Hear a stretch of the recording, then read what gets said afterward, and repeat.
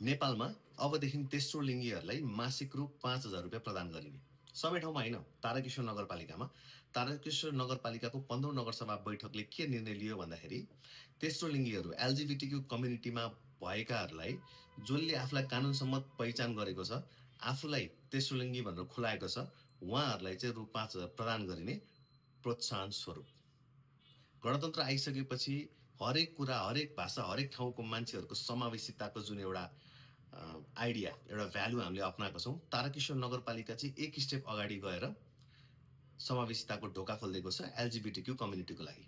यो कुराले चाहिँ धेरै पोजिटिभ एस्पेक्ट एलजिबिटिक्यू कम्युनिटीमा हुन्छ भन्ने चाहिँ दाबी गरिएको छ। जस्तै तारकेश्वर नगरपालिकाले एलजिबिटिक्यू कम्युनिटीलाई चाहिँ जो खुलेर बाहिर आउनुहुन्छ उहाँहरूलाई 5,000 रुपियाँ मासिक प्रदान गर्ने भएको छ।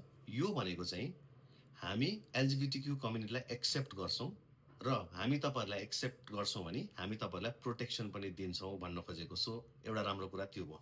अर्को कुरा, यो भन्दाखेरि अप्ठ्यारो लाग्छ मलाई, तर कुनै काममा मलाई चाहिँ घृणा गरिएला, मलाई एक्सेप्ट नगर्ला, सोसल सर्कलमा म बाहिरिँदाखेरि चाहिँ मलाई एलजिबिटिक्यू कम्युनिटी भएको कारणले गर्दाखेरि मलाई एक्सेप्ट नगर्लान् भन्ने डरले कतिजना चाहिँ काम नगरेर लुकी लुकी यौन कर्म गर्नुहुन्छ तेस्रो लिङ्गीका व्यक्तिहरू। यो हामीले छ्यापछाप्ती समाचारमा हेर्छौँ।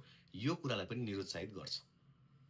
उहाँहरूले अलिअलि लेजिट काम गरेर जीविकोपार्जनको लागि केही कमाउनु भयो भने तारकेश्वर नगरपालिकाले मासिक 5,000 थप दिँदा उहाँहरूको जुन आर्थिक सङ्कट हुन्छ त्यसमा धेरै मद्दत गर्छ। सो तारकेश्वर नगरपालिकाले चाहिँ अर्को कुरा भनेको नगरपालिकाले नै पहिचान गरिरहेछ तेस्रो लिङ्गीलाई भनेपछि जतिजना लुकेर बस्नु भएको छ, जतिजना आफ्नो रियल पहिचान, आफ्नो डिफ्रेन्ट पर्सनालिटी, युनिक पर्सनालिटी खुलाउनु भएको होइन, उहाँहरूले चाहिँ ओके सरकारले एक्सेप्ट गर्छ भने हामी पनि खुल्छौँ भन्ने खालको एउटा वातावरण पनि बन्छ।